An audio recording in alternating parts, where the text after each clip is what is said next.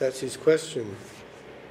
If even a bit high demigods who are completely in the mode of goodness, what to speak of them, even great saints have no attachment to the material world at all, even they hardly are able to render pure devotional service at the lotus feet of Mukunda.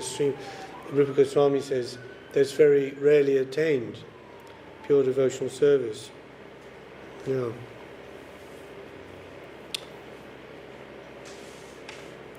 Kleshagni Subhada Moksh Laguta Krit, and then Sudurlabha. Yeah, Sudurlabha, very difficult to attain. So there's three things, and there's described that one is in Vaidhi Sadhana Bhakti, in the beginning stage, is the 6 things mentioned in that verse by Rupa Goswami. Kleshagni Subhada, elimination of kleshas, these faults and anarthas, lust, anger, greed, and all the subtle ones also.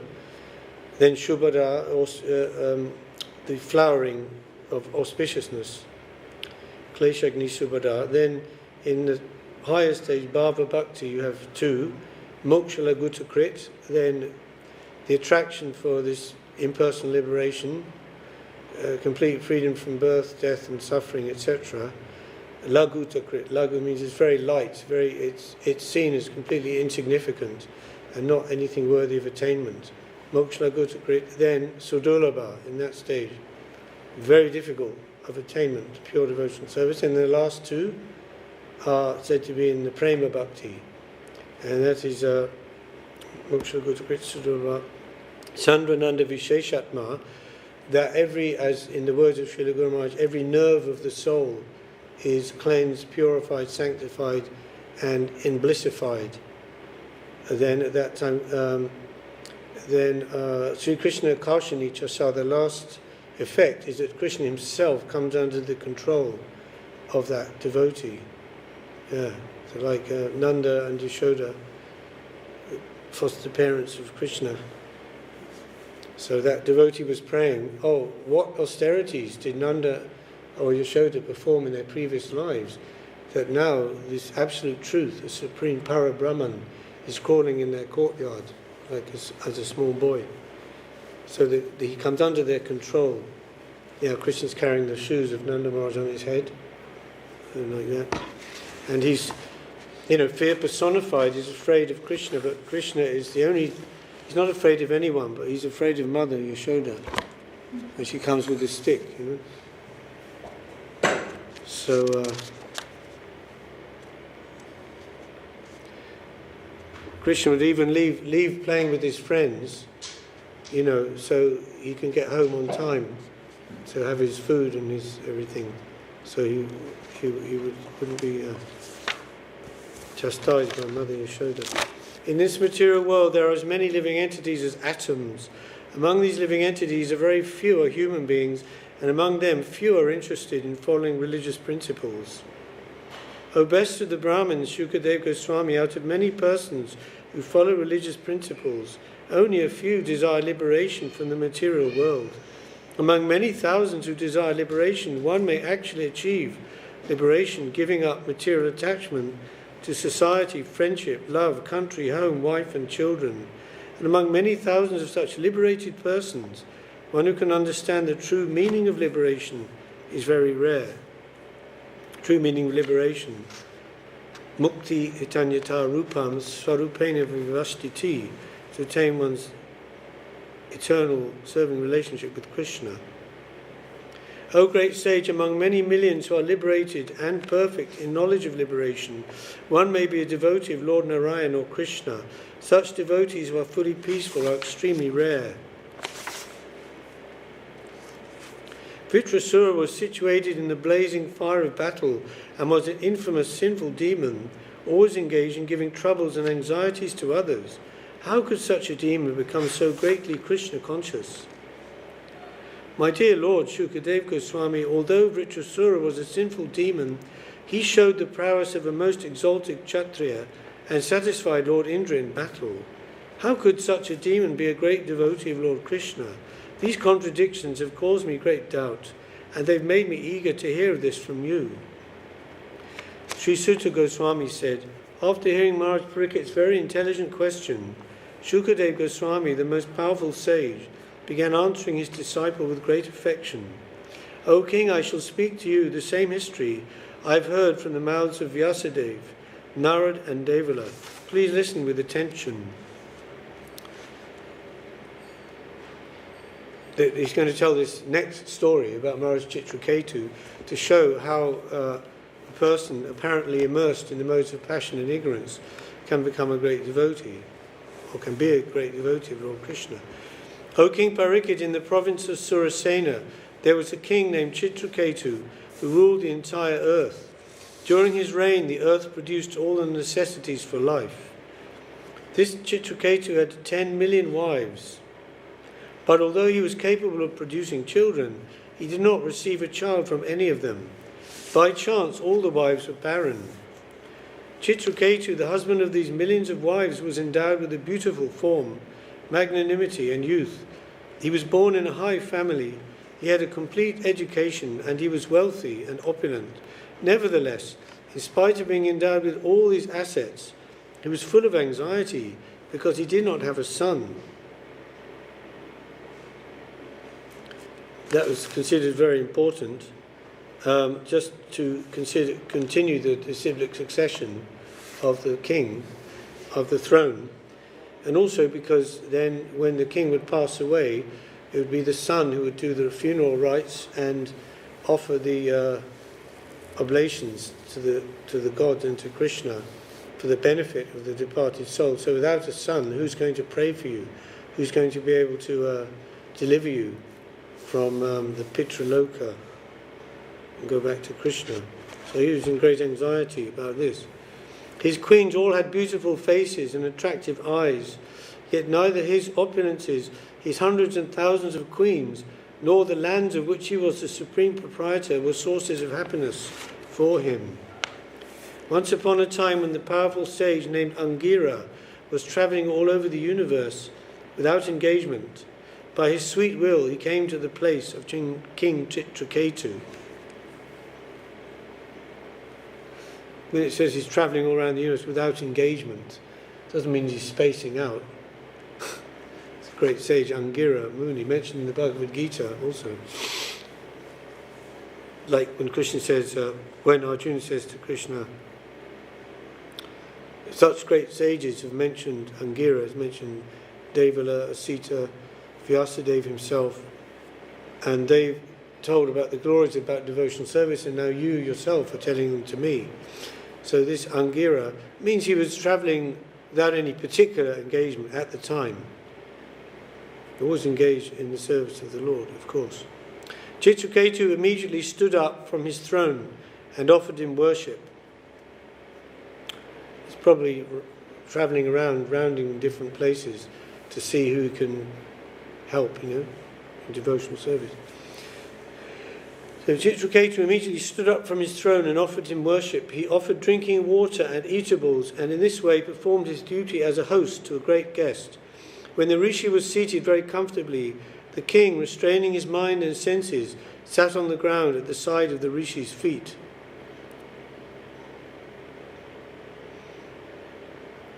So that's a normal thing, isn't it? You come in the presence of the saintly person, then wherever our mind has been running around here, there, thinking of so many things, we want to collect ourselves and compose our mind to be ready to receive the instruction from that person. O King Parikit, when Chitraketu, bent low in humility, was seated at the lotus feet of the great sage, the sage congratulated him for his humility and hospitality. The sage addressed him in the following words: My dear king, I hope that your body and mind and your royal associates and paraphernalia are well. When the 7 properties of material nature, that is, the total material energy, the ego, and the 5 objects of sense gratification, are in proper order, the living entity within the material elements is happy. Without these 7 elements, one cannot exist. Similarly, a king is always protected by 7 elements: his instructor, Swami or Guru, his ministers, his kingdom, his fort, his treasury, his royal order and his friends. O King, O Lord of humanity, when a king directly depends upon his associates and follows their instructions, he is happy. Similarly, when his associates offer their gifts and activities to the king and follow his orders, they are also happy. O King, are your wives, citizens, secretaries and servants, and the merchants who sell spices and oil under your control? Are you also in full control of ministers, the inhabitants of your palace, your provincial governors, your sons, and your other dependents? See, actually, of course, the sage being all-knowing, he knows very well what is the cause of Chitraketu's despondency. Sorry, which sage is it? Angira Muni. Why Chitraketu is so depressed? Because he hasn't got a son. But the sage Angira is acting as if he doesn't know that. So he slips that in. He says, is everything in your kingdom well? And he says, are your governors, your sons, and all your other dependents well? So, so he's giving him the chance or the clue, the chance to tell what is the cause of his thing, yeah. If the king's mind is fully controlled, all his family members and governmental officers are subordinate to him. His provincial governors present taxes on time without resistance, and what to speak of lesser servants. O King Chitraketu, I can observe that your mind is not pleased. You seem not to have achieved your desired goal. Is this because of you yourself, or has it been caused by others? Your pale face reflects your deep anxiety. Shukadeva Goswami said, O King Parikshit, although the great sage Angira knew everything, he inquired from the king in this way. Thus King Chitraketu, desiring a son, bent low in great humility and spoke to the great sage as follows. O great Lord Angira, because of austerity, knowledge and transcendental samadhi, you are freed from all the reactions of sinful life. Therefore, as a perfect yogi, you can understand everything external and internal regarding embodied conditioned souls like us. So that is the etiquette. He doesn't begin by immediately telling his problem. He gives some worship and some praise to the sage. O great soul, you are aware of everything, yet you are asking me why I am full of anxiety. Therefore, in response to your order, let me disclose the cause.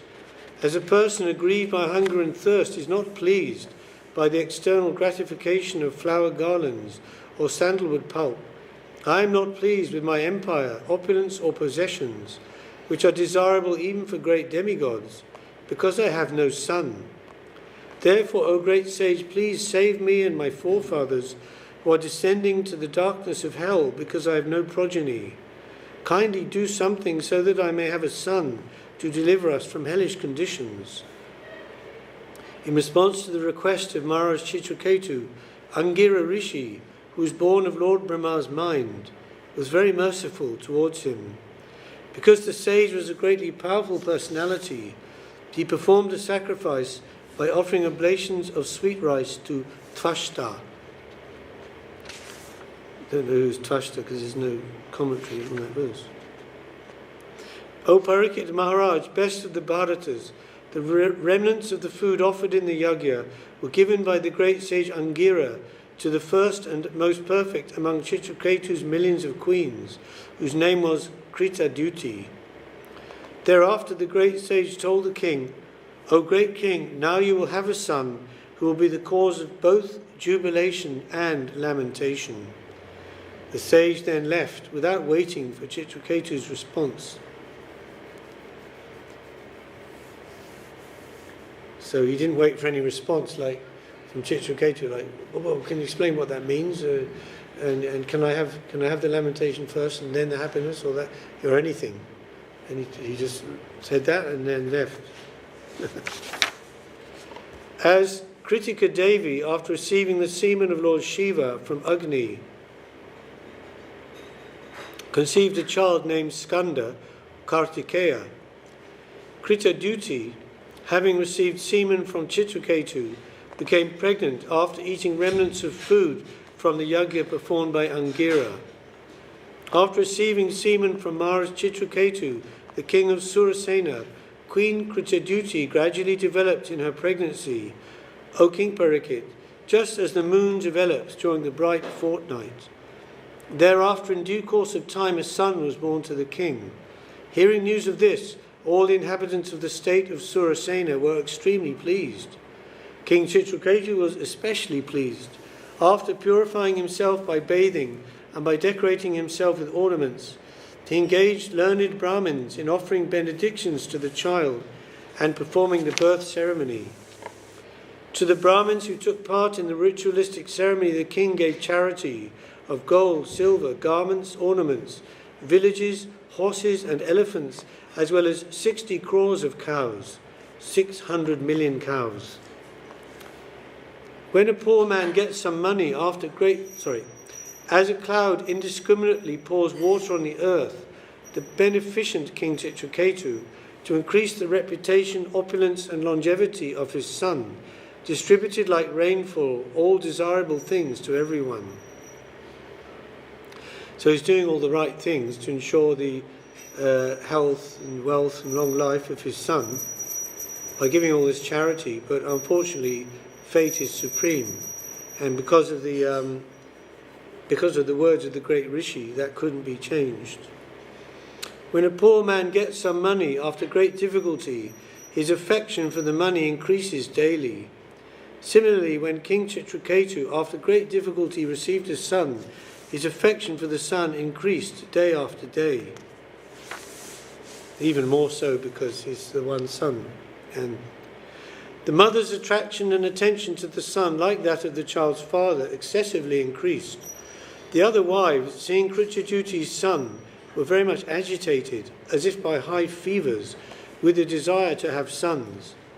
As King Chitraketu fostered his son very carefully, his affection for Queen Kritaduti increased, but gradually he lost affection for the other wives who had no sons.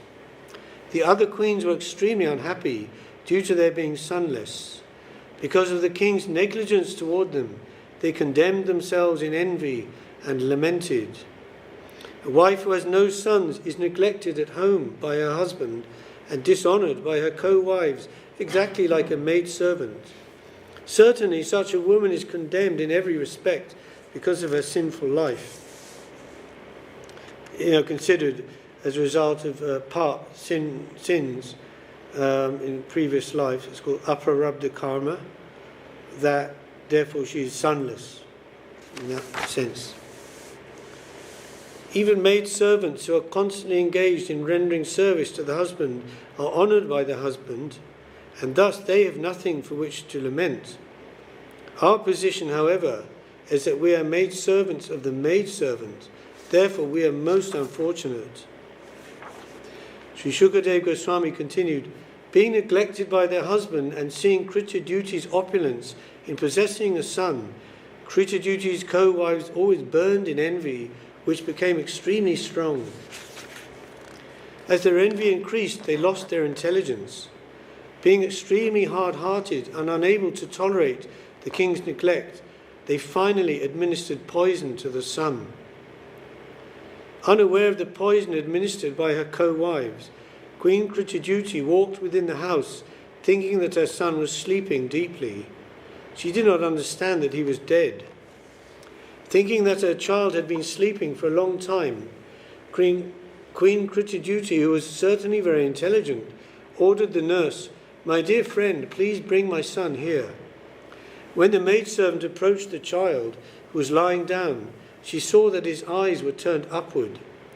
There were no signs of life, all his senses having stopped, and she could understand that the child was dead.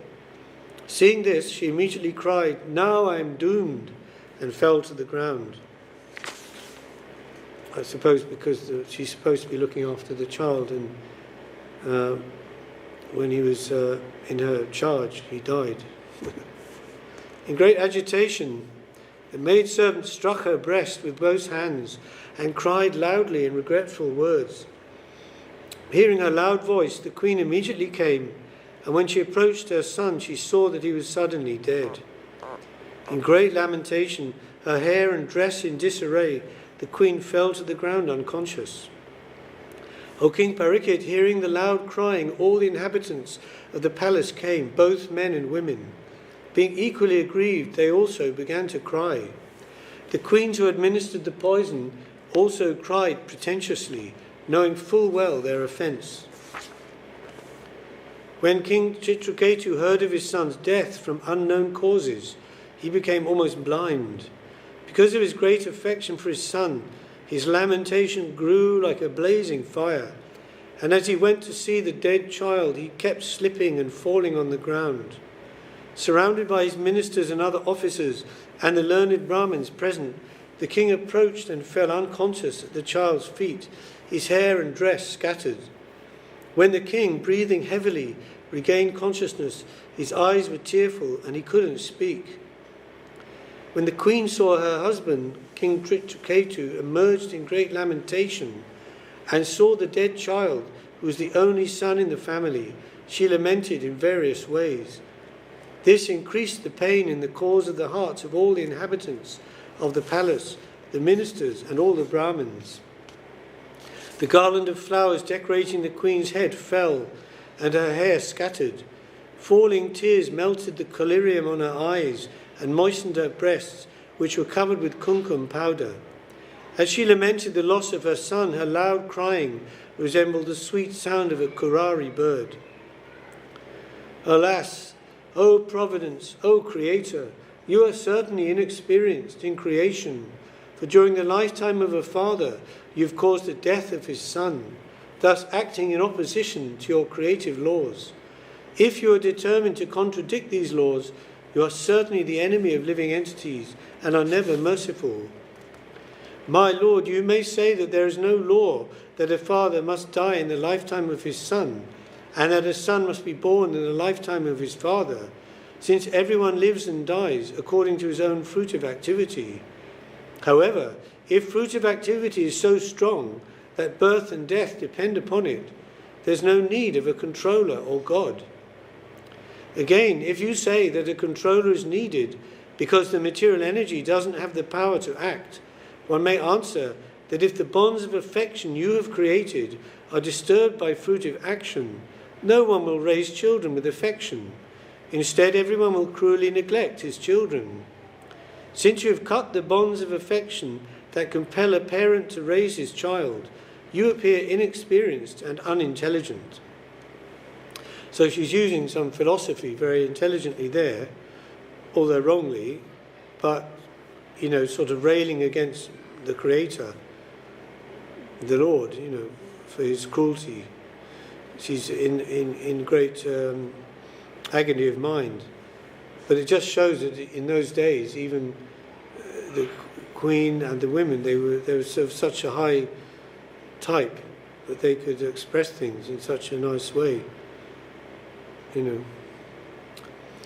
My dear son, now she's in a sort of madness. She's talking to the dead son.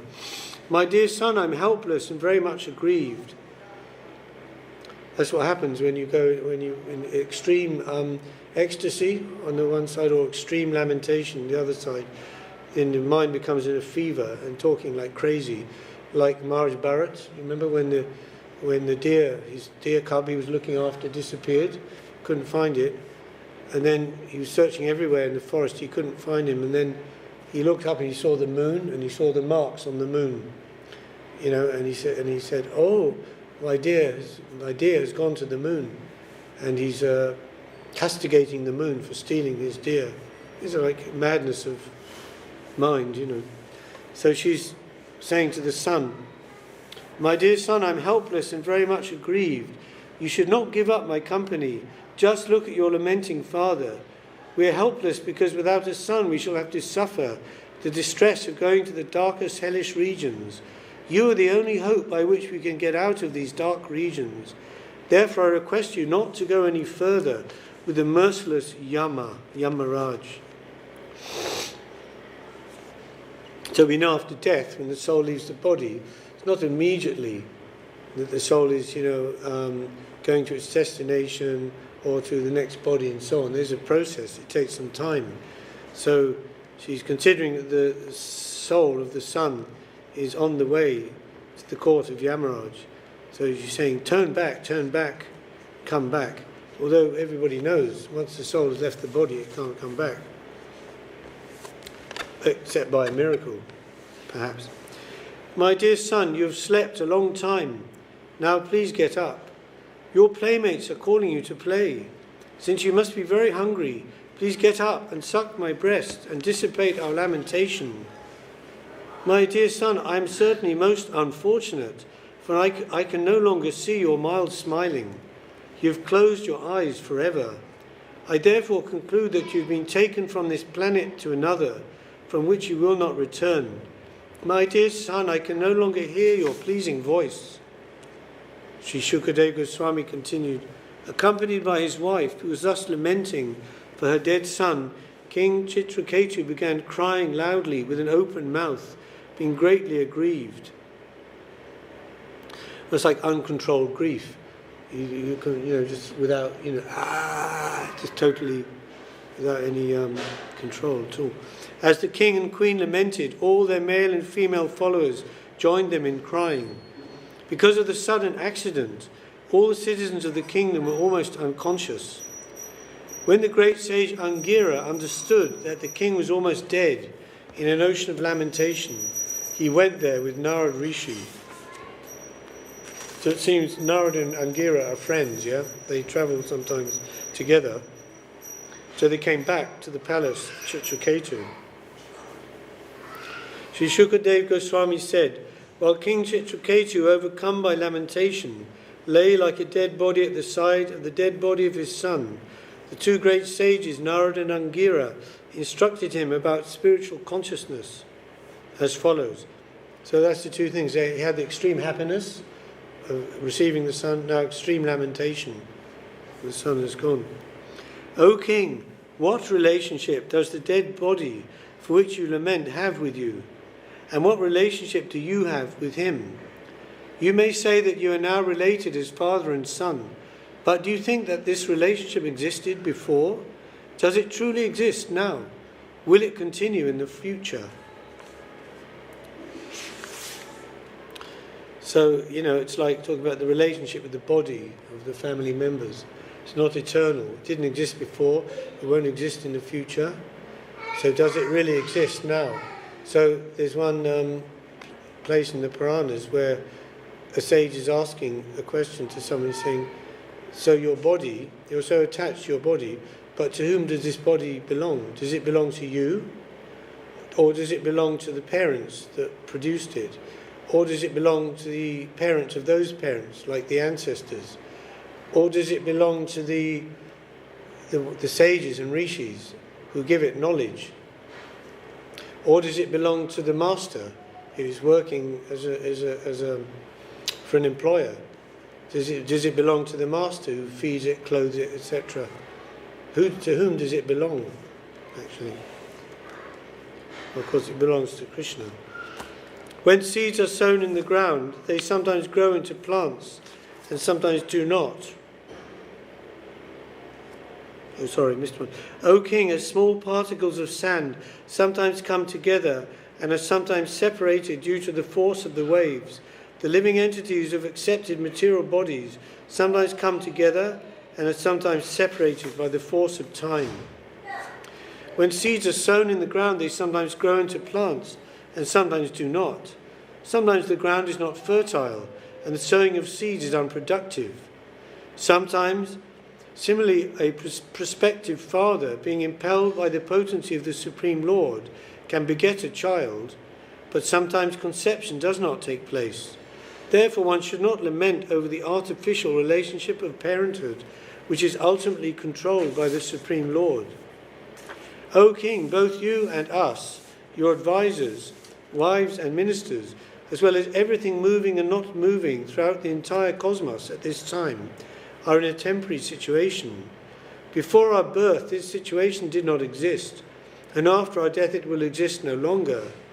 Therefore, our situation now is temporary, although it is not false. We don't say it's false like the Mayavadis, saying actually it doesn't actually exist at all. There's no, Brahma Satyam Jagan Mithya. only spirit is real and Jagat, the universe, is false. No, we say it's temporary, so not eternal, in that sense false. Because if you say only something which is eternal, has no beginning and no end, is real, yes, in that sense false, because it's coming into being, staying for some time, and then disappearing again. But it's not unreal. That is the Supreme Personality of Godhead, the master and proprietor of everything, is certainly not interested in the temporary cosmic manifestation. Nonetheless, just as a boy at the beach creates something in which he's not interested, the Lord, keeping everything under his control, causes creation, maintenance, and annihilation. He creates by engaging a father to beget a son. So that impulse is Kamo Shmi Bharatashabam Bhagavad Gita, which says, I am that impulse of Cupid that causes that. And if it, according to religious principles, I am that. So that's not wrong or illicit. So he creates by engaging a father to beget a son. He maintains by engaging a government or a king to see to the public's welfare. Again he says, among men I am the monarch in Bhagavad Gita. And he annihilates through agents for killing, such as snakes. The agents for creation, maintenance, and annihilation have no independent potency, but because of the spell of the illusory energy, one thinks himself the creator, maintainer, and annihilator.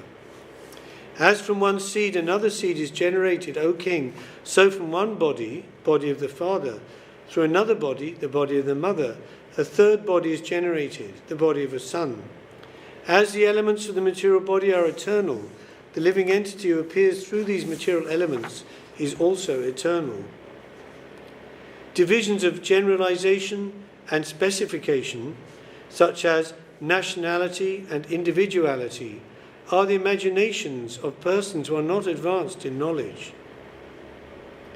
Sri Shukadev Goswami continued, thus enlightened by the instructions of Narad and Angira, King Chitraketu became hopeful with knowledge.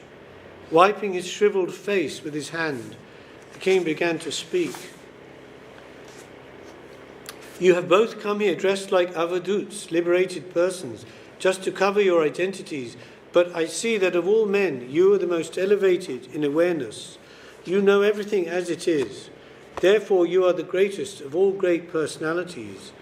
Brahmins were exalted to the position of Vaishnavas, the most dear servants of Krishna, sometimes dressed like madmen, just to benefit materialists like us, who are always attached to sense gratification. And just to dissipate our ignorance, these Vaishnavas wander on the surface of the globe according to their desires. O great souls, I've heard that among the great and perfect persons wandering the surface of the earth to instruct knowledge to people covered by ignorance are Sanat Kumar, Narad, Ribu, Angira, Devala, Asita, Apantaratama, another name for Vyasadeva, Markandeya, Gautama, Vashishta, Bhagavan Parashuram, Kapila, Shukadev, Durvasa, Yagyavalkya, Jatukarna, and Aruni. Others are Romash, Chavana, Dattatreya, Asuri, Patanjali, the great sage Domya, who is like the head of the Vedas, the sage Panchashika, Hiranyanabha, Kaushalya, Shrutadev, and Ritadvaja. You must certainly be among them. Here, Domya mentioned, and he was the guru of the Pandavas. He travelled with them when they were in exile. And then once Srila Guru Maharaj said he was a China man. He was a China man, he was from China, in the Far East. Domya.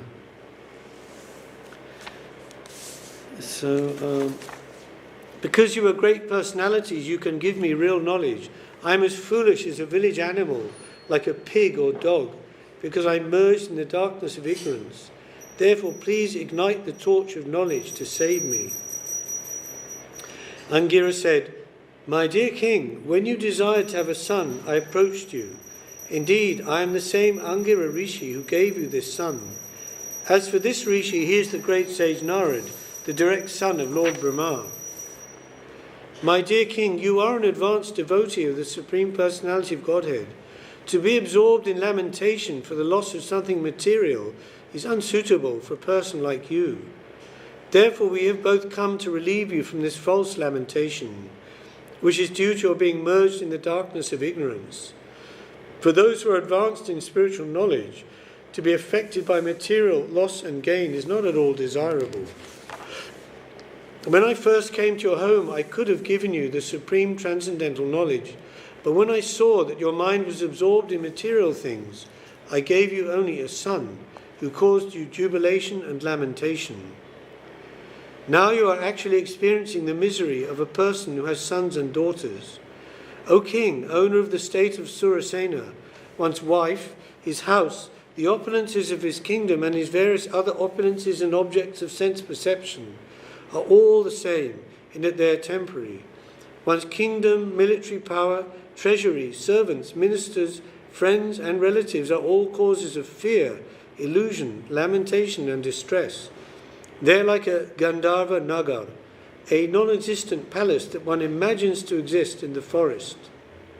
Because they are impermanent, they are no better than illusions, dreams and mental concoctions.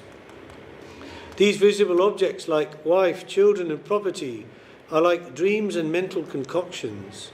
Actually, what we see has no permanent existence. It is sometimes seen and sometimes not.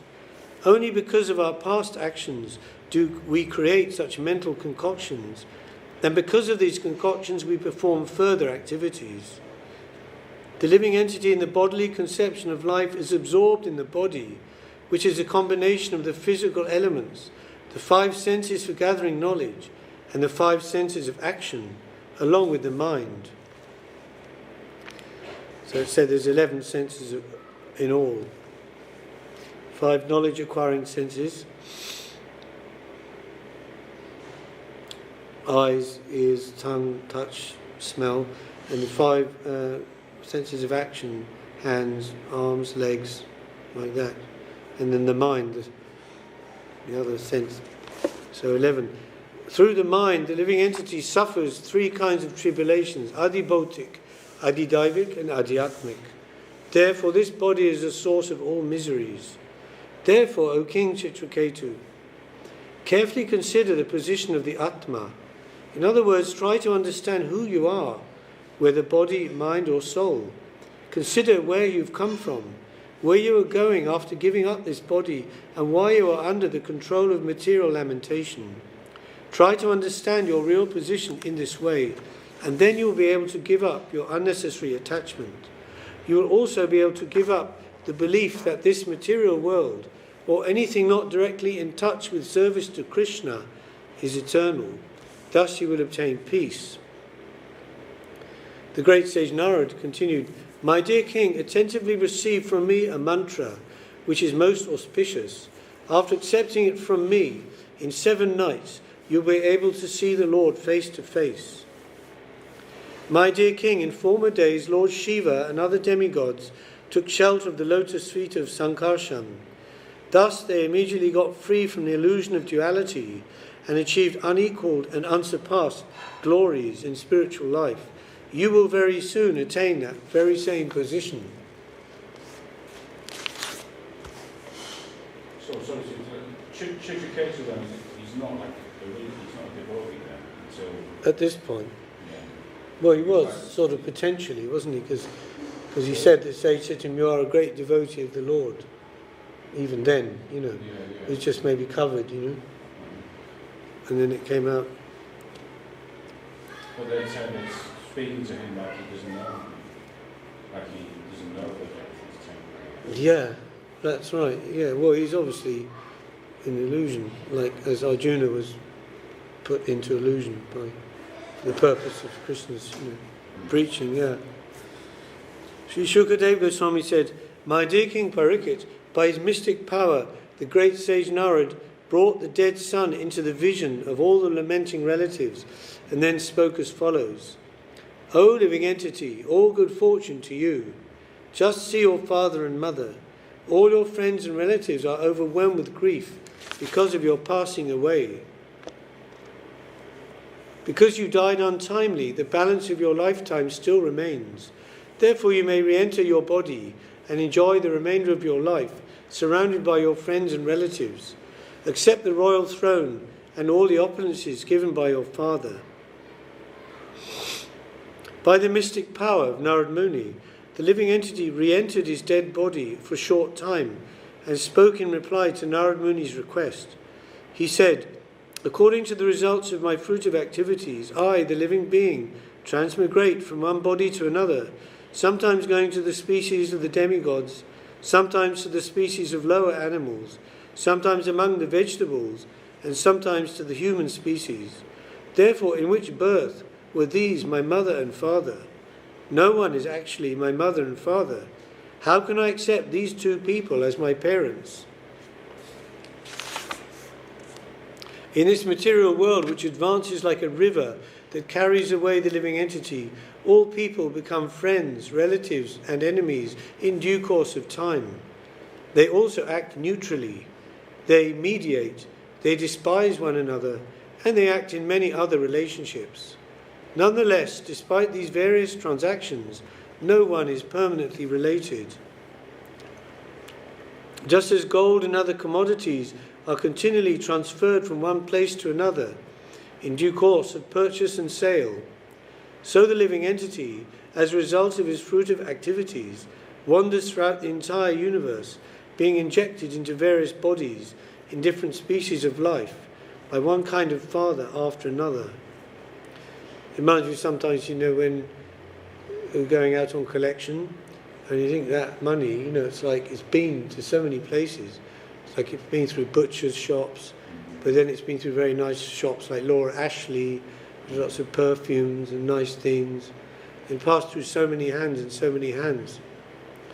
So the nature of the actual money doesn't really change. It doesn't change at all. So the Atma, the soul, is going, and according to where it travels, it's taking on, it's supposedly assuming the identity, good, bad, or neutral. Like in the Bhagavad Gita it says, as the air passes and it picks up a scent. So the air is the same air if it goes through a flower garden or if it goes through a crematorium. So you say, oh, that's a very bad smell. Well, that's a very nice smell. It's the same air. So similarly, the living entity is going into so many different situations. Yeah. A few living entities are born in the human species, and others are born as animals. Although both are living entities, their relationships are impermanent. An animal may remain in the custody of a human being for some time, and then the same animal may be transferred to the possession of other human beings. As soon as the animal goes away, the former proprietor no longer has a sense of ownership. As long as the animal is in his possession, he certainly has an affinity for it, but as soon as the animal is sold, the affinity is lost. Even though one living entity becomes connected with another because of a relationship based on bodies that are perishable, the living entity is eternal. Actually, it is the body that is born or lost, not the living entity. One should not accept that the living entity takes birth or dies. The living entity actually has no relationship with so-called fathers and mothers.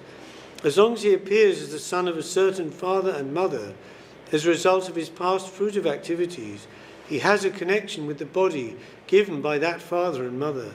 Thus he falsely accepts himself as their son and acts affectionately.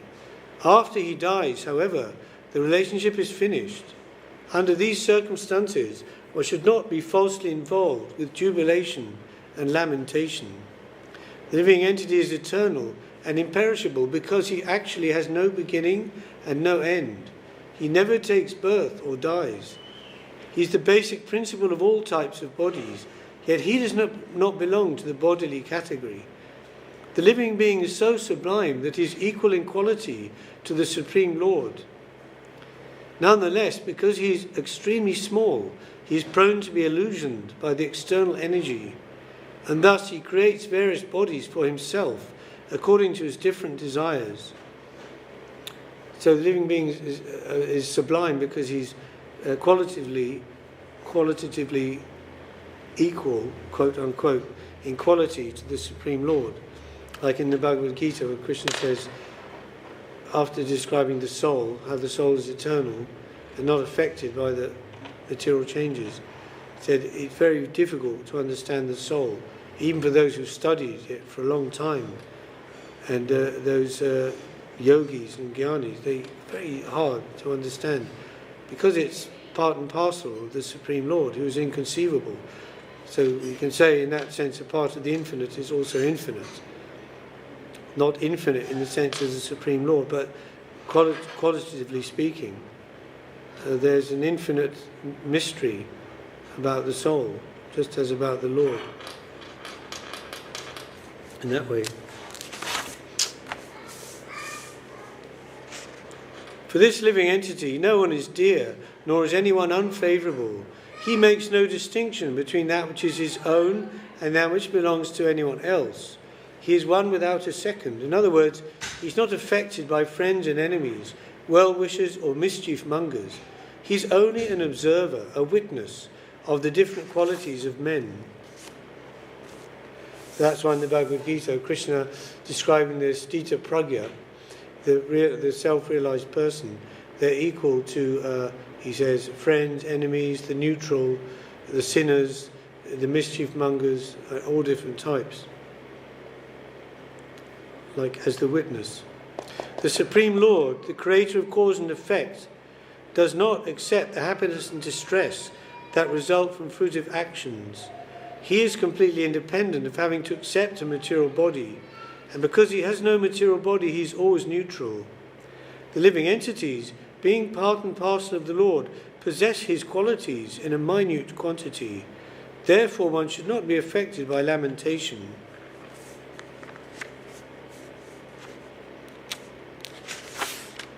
So when it's saying one should be neutral, it doesn't mean that one should be like indifferent in the sense of being lazy or non-active. It just means that he's not personally affected by the changes of things, but you still have to do your duty. Well, it says in the Gita that for such a person, if they act or don't act, it's the same. It doesn't actually make any difference. But still they will act as doing their duty in life, as an example to others. Sri Shukadeva Goswami continued, when the conditioned soul, Jiva Atma, in the form of Maharaj Chitraketu's son, had spoken in this way and then left, Chitraketu and the other relatives of the dead son were all astonished.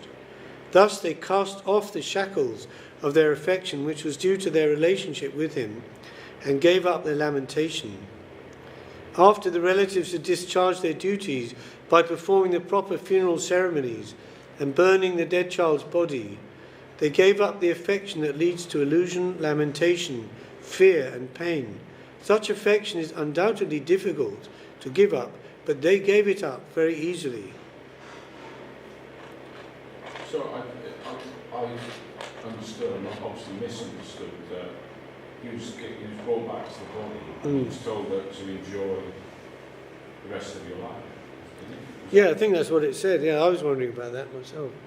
It doesn't say what happened to him after that and after he left the second time. He just left, But maybe that was meaning the future. I don't know. Well, he was offered there and he just decided no. Yeah, I think that's probably right, yeah. Because he obviously considered it more valuable to give valuable instructions to all the assembled lamenters. So they gave it up very easily because they had heard those instructions. So normally it's very difficult to give up this attachment and jubilation and lamentation based on it. As Bhagavad Gita says, Raga Dvesha Vimuktais tu. You must be completely free from this attachment and aversion. But that's very difficult in the material stage. And usually it only happens if someone has a deep shock. Like if they have a near-death experience, people who've had that type of experience, then they have a turnaround in their life. And they change, and that at least that attachment is much lessened, and they become at least philanthropic or altruistic, and they realise the purpose of life is actually for goodness, for service, helping others, service to others. They may not be Krishna conscious, but they do get that realisation. Anita Murjani, yeah, many examples of that. Or at the time of near death, in the sense of like it's described in the Bhagavatam, extreme heat or extreme cold, like fever or high heat. That's called tuberculosis, and the extreme cold is pneumonia. And so these two extremes, it's very shocking, and it detaches the person from the body conception and attachment. So at that time they can have some realization. But generally, when those conditions are changed, they become attached again. And that's the problem. But here, because they directly heard by the power of the sages, as it said, that verse by Kapila in the third canto, Satam Prasangam Mama Virja Samvido, that the instructions from that association, Satam, eternal, Prasangam, Parasangam, is a very good, elevated association. Mama Virja Samvido, it is carrying my potency, it's carrying my potency and authority, and therefore it affects the heart directly of the person. Like I remember in the New Testament, when Jesus was speaking to the people, and they were amazed, and they said, "Oh, he speaks with authority, not like the scribes and Pharisees, who were just repeating things by rote, from the scriptures. But he speaks with authority means he has empowerment by the Lord." So this way, how could you get more elevated association? Angira Muni and Narada Muni, and then empowering this boy to speak in such a way. So that was a great blessing on them. So then the co-wives of Chitraketu, who'd poisoned the child, became very much ashamed, and they became very shriveled. And they also were enlightened by the instructions, and they gave up their ambition to bear children. Following the directions of the Brahmins, they went to the bank of the Jamuna, where they bathed and atoned for their sinful activities. Thus enlightened by the instructions of the Brahmins Angira and Narad, King Chitraketu became fully aware of spiritual knowledge. As an elephant becomes free from a muddy reservoir of water, King Chitraketu came out of the dark well of family life. The king bathed in the water of the Jamuna, and according to prescribed duties he offered oblations of water to the forefathers and demigods. Very gravely controlling his senses and mind, he then offered his respects and obeisances to the sons of Lord Brahma, Angira and Narad.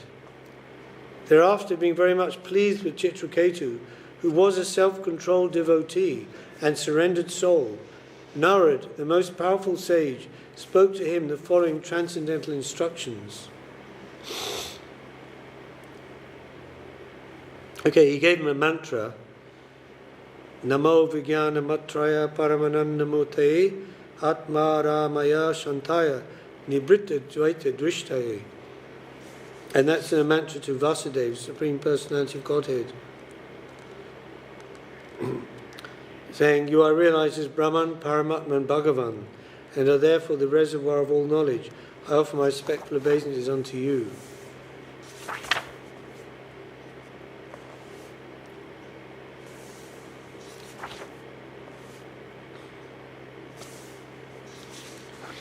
So then he continues to preach to him, quite a lot of long verses. So then, Narad by spontaneously, he had become the spiritual master of Chitraketu. And he told him this mantra, this prayer, and explained it elaborately, the meaning. Because Chitraketu was fully surrendered. O King Parikshit, Narad then left with the great sage Angira for the topmost planet known as Brahmalok. After only 1 week of repeatedly practicing the mantra received from the spiritual master, Chitraketu achieved the rule of the planet of the Vidyadharas as an intermediate product of his spiritual advancement in knowledge. Thereafter, within a very few days, by the influence of the mantra that he had practiced, his mind became increasingly enlightened in spiritual progress, and he attained shelter at the lotus feet of Anantadev, Lord and Shesh, Supreme Personality of Godhead. So, upon achieving the shelter of Lord Shesh, the Supreme Personality of Godhead, Chitraketu saw that he was as white as the white fibres of a lotus flower. There's a picture. Chitraketu can't see without your glasses, but he's offering respects to Lord Sankarshan, who's actually Baladev, Balaram, Supreme Personality of Godhead.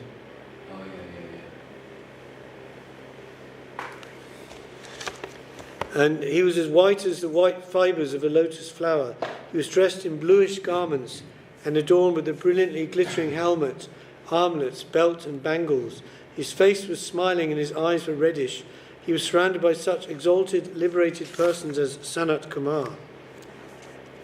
As soon as Maharaj Chitraketu saw the Supreme Lord, he was cleansed of all material contamination and situated in his original Krishna consciousness, being completely purified. He became silent and grave, and because of love for the Lord, tears fell from his eyes and his hairs stood on end.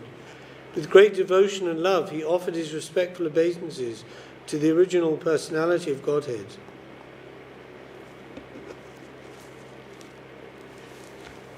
With tears of love and affection, Chitraketu repeatedly moistened the resting place of the Supreme Lord's lotus feet.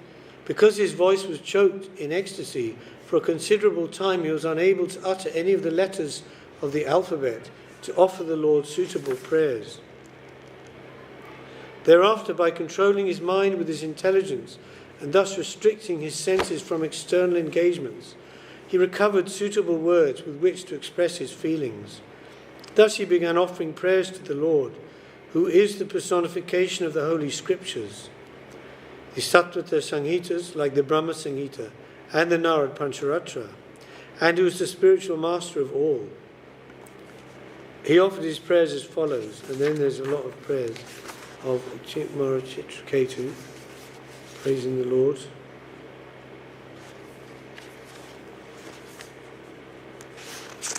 And then in one part of that he says,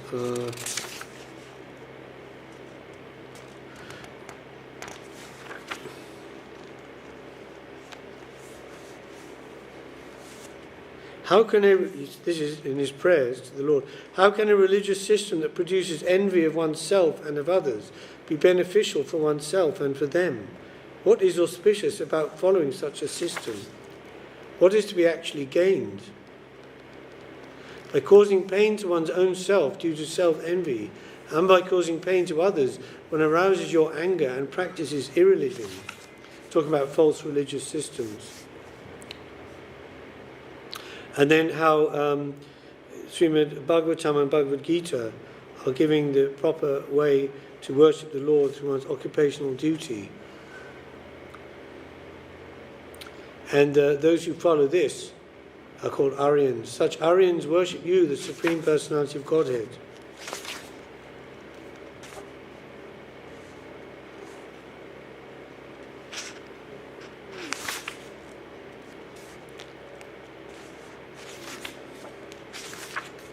So these are long the prayers of Chitraketu, quite a few verses, and then when he gets to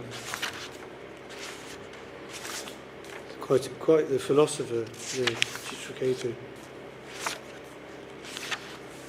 So then he goes on. So he went to this the planet of the Vidyadharas, when he was practicing his mantra, a bit like Gopakumar, when he was chanting his mantra, his Gopal mantra, and he was going up and up and up through the planetary systems. So similarly, Chitraketu, he attained the shelter of the Supreme Personality of Godhead, and he offered these prayers. And then he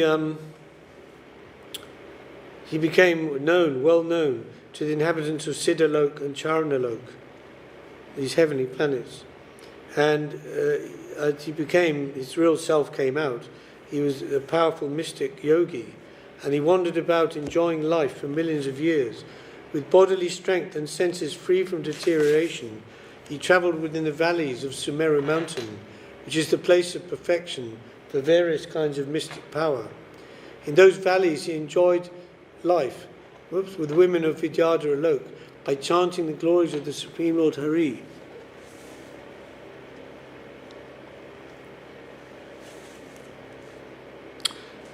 So this is the next part, is very important. Are they waiting for us? Or are we waiting for them? For the arti? He's just going to do it when he's ready, yeah? Okay. I don't want him to be waiting for me, I'll just stop if that's the case. So when King Chitraketu was travelling in outer space on a brilliantly effulgent airplane given to him by Lord Vishnu, he saw Lord Shiva surrounded by Siddhas and Charanas. Lord Shiva was sitting in an assembly of great saintly persons and embracing Parvati on his lap with his arm. Chitraketu laughed loudly and spoke within the hearing of Parvati.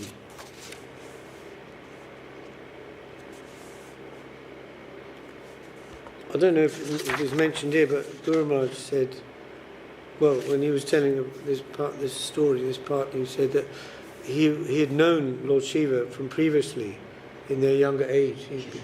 He'd been a school friend with him, he said. So that's why he wasn't embarrassed, and when he saw that Lord Shiva, which is, Parvati sitting on his lap and embracing her like this, he gave some remark. He laughed, gave some remark, a bit sarcastically, but also, not offensively. He wasn't being offensive. It was due to familiarity, actually, with Lord Shiva. But he said, anyway, so Parvati took offence, But he said, Lord Shiva, the spiritual master of the general populace, is the best of all living entities of accepted material bodies. He enunciates the system of religion. Yet how wonderful it is that he's embracing his wife, Parvati, in the midst of an assembly of great saintly persons. It wouldn't be considered not proper behaviour, normally, to anyone, apart from Lord Shiva. Lord Shiva, whose hair is matted on his head, has certainly undergone great austerities and penances. Indeed, he is the president in the assembly of strict followers of Vedic principles. Nonetheless, he is seated with his wife on his lap in the midst of saintly persons and is embracing her as if he were a shameless, ordinary human being. Ordinary conditioned persons generally embrace their wives and enjoy their company in solitary places. How wonderful it is that Lord Mahadev, although a great master of austerity, is embracing his wife openly in the midst of an assembly of great saints. Sukadev Goswami continued, My dear king, after hearing Chitraketu's statement, Lord Shiva, the most powerful personality, whose knowledge is fathomless, simply smiled and remained silent. And all the members of the assembly followed the Lord by not saying anything. So they're probably a bit embarrassed that he said that, but because they saw that Lord Shiva, he didn't react in any way, or negatively or something, so they also didn't say anything. So, not knowing the prowess of Lord Shiva and Parvati, Chitraketu strongly criticized them. His statements were not at all pleasing, and therefore the goddess Parvati, being very angry, spoke as follows to Chitraketu, who thought himself better than Lord Shiva in controlling the senses. Yes, it does say in the commentary here that he had become a little bit proud because he directly received the favour of Lord Sankarshan. Remember, Lord Sankarshan is also the worshipful Lord of Lord Shiva. So Lord Shiva, you will see the pictures with the mala. He's chanting Ram, Ram. This is Ram means Balaram, Sankarshan, not Ramachandra. So it's Ram, Ram. So he was so audacious that he even criticised Lord Shiva.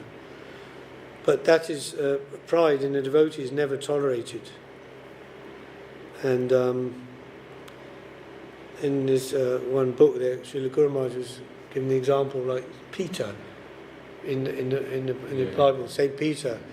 He said, giving that example, how Peter was a little proud that he was like the foremost follower of Jesus, and Jesus had said to him before that,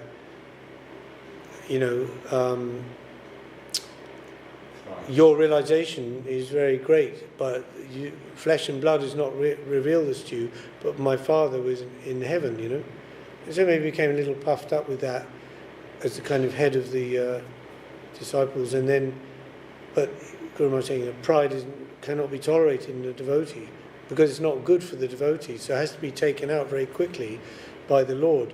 So in that case, when Peter said directly to Jesus, I will never deny, whatever happens, I will never deny you, and that I'm your follower. And yet directly, when he was directly confronted, when Jesus was being taken away by the soldiers, and they said, oh, I've seen you with him, you're one of his followers, right? Said, no, I don't know him. I don't know him. 3 times he and the cock crew. And Jesus had said that will happen. And so that way he was became utterly anguished and bereft and lamenting his position. And then later on he came back, he was purified. And later on when Jesus says when he came back after the resurrection, he appeared and he said to Peter, Peter, do you love me? And 3 times he said, do you love me? Peter goes, yes. Do you love me, Peter? Yes. And the 3rd time, Peter says, you know I love you, Lord. It's like, why are you asking? So they're saying those 3 denials were 3 affirmations, were taken back. So a Vaishnava should always remain very humble and meek, trinarapi sunichena, to people according to their station, and then what to speak of towards saintly persons. Never mind Lord Shiva. So she said, Parvati, Ayam kimaduna loke shasta danda dara prabhu asmad vidanam dushtanam nilajanam navipa krit. Alas, has this upstart now received a post from which to punish shameless persons like us? Has he been appointed ruler, carrier of the rod of punishment? Is he now the only master of everything? Alas, Lord Brahma, who has taken his birth from the lotus flower, does not know the principles of religion, nor do the great saints like Bhrigu and Narad, nor the 4 Kumaras, headed by Sanat Kumar. Manu, and she's being sarcastic, of course they do. She's saying, oh, is he better than all of them, Does he know more than them? Manu and Kapila, have they also forgotten the religious principles? I suppose it to be because of this, that they've not tried to stop Lord Shiva from behaving improperly. It's very sarcastic. This Chitraketu is the lowest of Kshatriyas, for he has impudently overridden Brahma and the other demigods by insulting Lord Shiva, upon whose lotus feet they always meditate. Lord Shiva is personified religion and the spiritual master of the entire world, and therefore Chitraketu must be punished. This person is puffed up because of his achievements, thinking, I am the best. He does not deserve to approach the shelter of Lord Vishnu's lotus feet, which are worshipped by all saintly persons, for he is impudent, thinking himself greatly important. O impudent one, my dear son, now take birth in a low, sinful family of demons, so that you will not commit such an offence again toward exalted saintly persons in this world. Sukadeva Goswami continued, my dear king, Parikshit, when Chitraketu was cursed by Parvati, he descended from his airplane, bowed before her with great humility, and pleased her completely. He said, my dear mother, with my own hands folded together, I accept the curse upon me.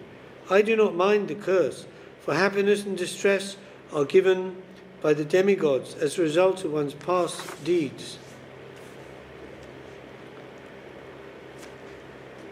Deluded by ignorance, the living entity wanders in the forest of this material world, enjoying the happiness and distress resulting from his past deeds everywhere and at all times. Therefore, my dear mother, neither you nor I am to be blamed for this incident. In this material world, neither the living entity himself nor others, friends and enemies, are the cause of material happiness and distress. But because of gross ignorance, the living entity thinks that he and the others are the cause. This material world resembles the waves of a constantly flowing river. Therefore, what is a curse and what is a favour? What are the heavenly planets and what are the hellish planets? What is actually happiness and what is actually distress?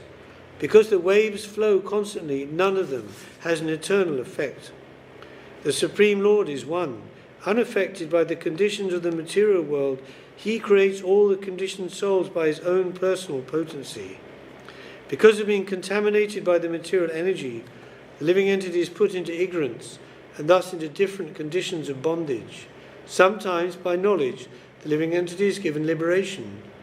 In Sattva Gun and Rajagun, he is subjected to happiness and distress. Anyway, he's going for a long time, again, talking, Chitraketu. So he says, O mother, you are now unnecessarily angry, but since all my happiness and distress are destined by my past activities, I do not plead to be excused or relieved from your curse. Although what I have said is not wrong, please let whatever you think is wrong be pardoned.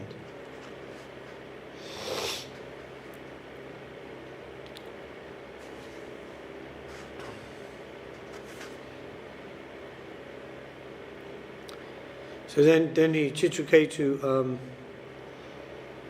he sort of satisfied Lord Shiva and Parvati by his apology in this way, and then he left that place.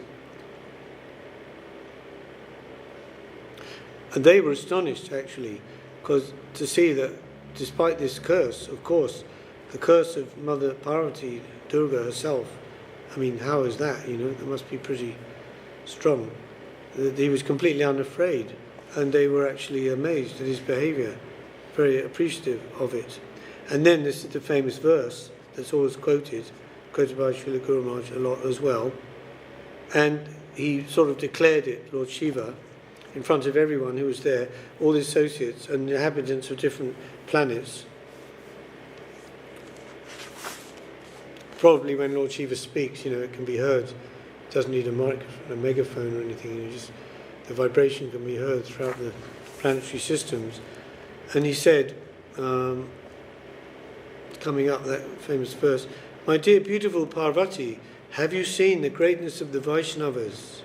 Being servants of the Supreme Lord Hari, they are great souls and are not interested in any kind of material happiness. Devoted, this is the verse, Narayana parak sarve nakutaschana bhivati swapa pavarga narkeshu apitulyata darshana. Devotees engaged in the devotional service of the Supreme Lord Narayan exclusively never fear any condition of life. For them the heavenly planets, liberation, and the hellish planets are all the same, for such devotees are interested only in the service of the Lord.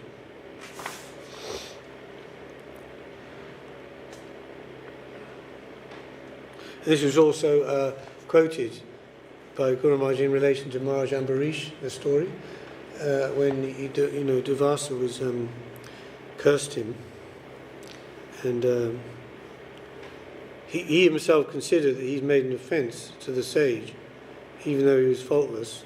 And although Durvasa was a great rishi and an accomplished yogi, but the Vaishnava is in a superior position there. Maharaj Ambarish, even though he was a king, a Kshatriya, and a Grihastha, so by social and spiritual order, he was inferior to the sage. But because he was a pure Vaishnava, his glories are told in the 9th canto of Srimad Bhagavatam, how he engaged all his senses in service of the Lord, his head in bowing down to the Lord, his hands in offering flowers to the Lord, his legs in going to the temple of the Lord, etc. So he was always fully engaged like that. Whereas Durvasa Rishi, he was a great yogi, no doubt, and Brahman realized, and that was his interest, mainly. Yeah, so he had to suffer, rather. And after he was chastised, and his curse was ineffective against Maharaj Ambarish, and then he himself was chased by the Sudarshan Chakra, as you know, all around the universe, and he went up through the planetary systems trying to find shelter somewhere, and the burning behind him, and he went to Lord Brahma. Lord Brahma said, sorry, I can't do anything. Go to Lord Shiva. They went to Lord Shiva, can't do anything. Go to Lord Narayan. He went to Narayan. Narayan himself said, sorry, no can do. You'll have to go, if you've offended my devotee, you will have to go to them. They can give the forgiveness. I'm helpless there. So he had to really eat the humble pie then and go back down the feet of Maharaj Ambarish, and then it said the Sudarshan Chakra was waiting, like turning to see what would happen. And then and Maharaj Ambarish was not considering any offence from the rishi like that, but he said then the chakra withdrew, and he said that verse, oh how wonderful are the devotees of Lord Narayan, just like this verse. There's another verse, but it's very similar in meaning.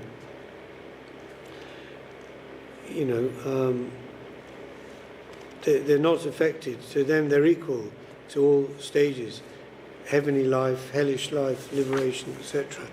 Their interest is the service of the Lord, and they do that service in any condition, anywhere or any time. If they're in the hellish condition, but they're doing the service of the Lord, for them it's no problem. And if then heavenly planets and separated from the seva, it's like a hell to them. So that is the thing, that is their guiding principle and their light, not anything of the external conditions. So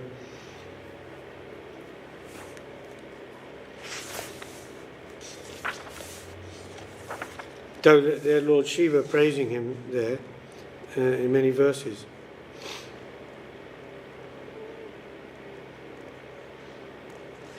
Oh, okay, that's the connection. It's in the beginning it said, the previous story about Vritrasura.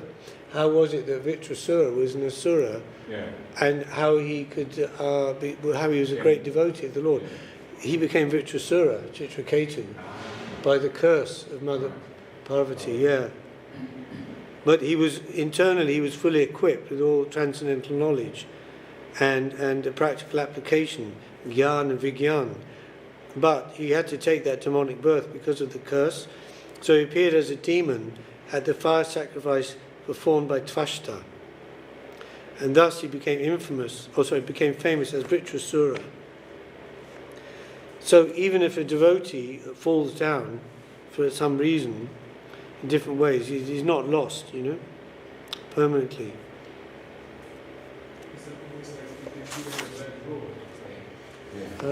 He's been given a bad role.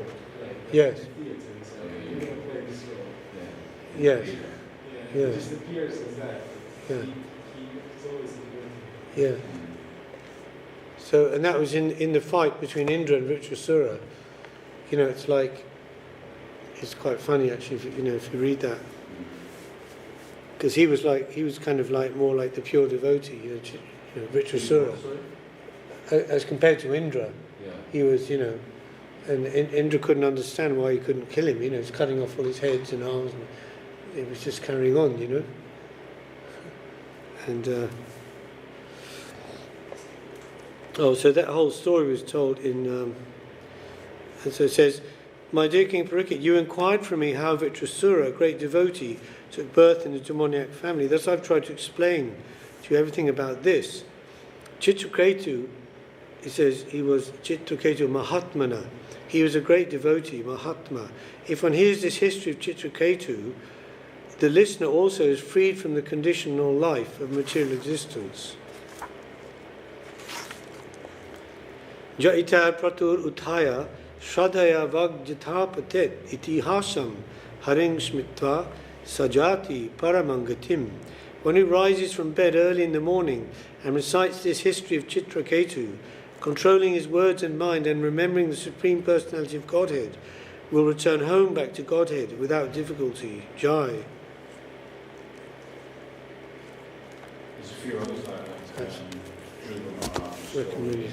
Yeah. They say that. Why does it happen so easily? Like, you can see throughout the Shastra, it's mentioned that those who recite this, or those who adhere to this, or those who stay over the Navadvip, then there's like some Yeah. glory to Due to some offences, though, there's some time gap. It will happen, it's guaranteed, but question of time. But time is, of course, time itself is an illusion in that sense. Just like the example, if you know a devotee who wanted to join in with the kirtan with Lord Chaitanya in the Srivasangan, and he was not allowed in, and he was lamenting, very, very much, and then he said to the devotee, asked Lord Chaitanya, when will I be allowed to engage in this wonderful Sankirtan party? And Lord Chaitanya sent the message out to him, in whatever it was, like 300 crores of lifetimes. It was like 1 million lifetimes or something. And he was so happy. Hari Bol, Hari Bol. It's only 1 million lifetimes, because time, it's like the Lord has said, it will happen, you will come. That's, the rest is, not. So yeah, it's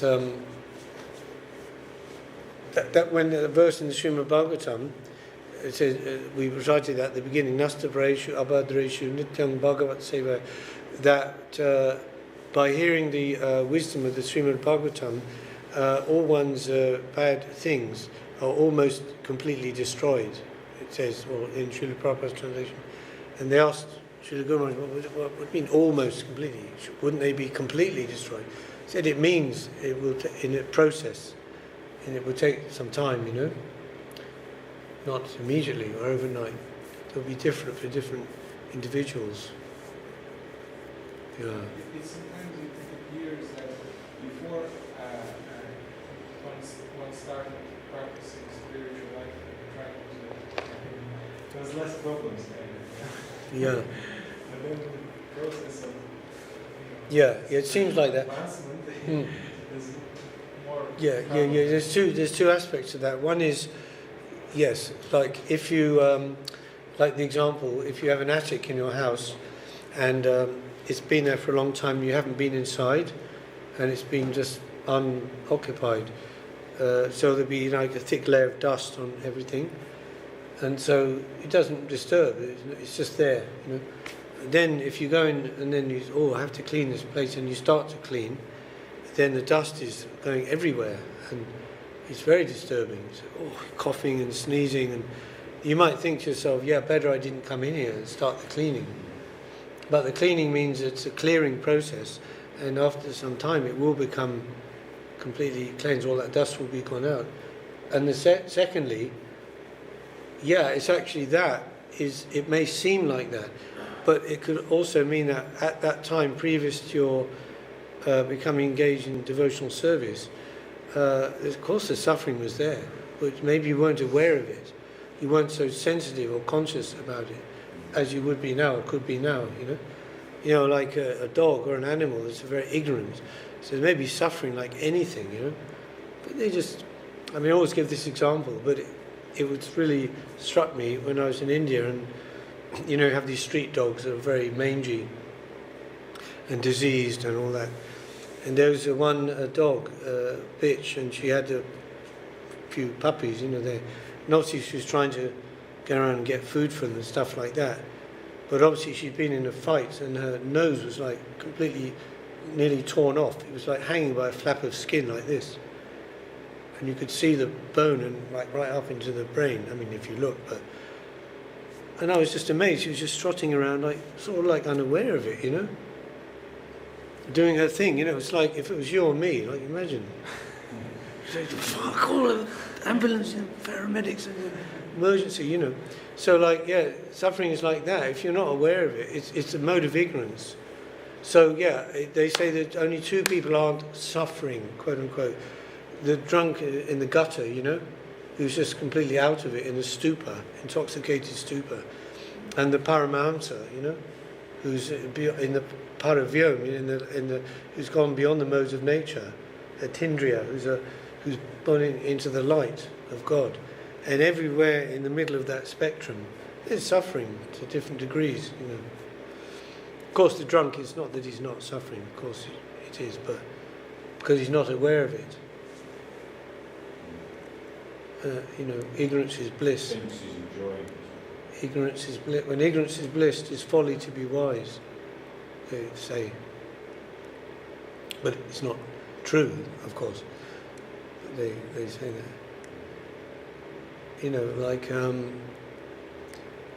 Like an animal when it's going to be attacked. Some animals, maybe like rabbits, they just stand still. It's like, if I just stand still, they won't see me, I'll close my eyes, like that, stand still. They'll think I'm part of, the forest or the vegetation. They'll just go past, It's like...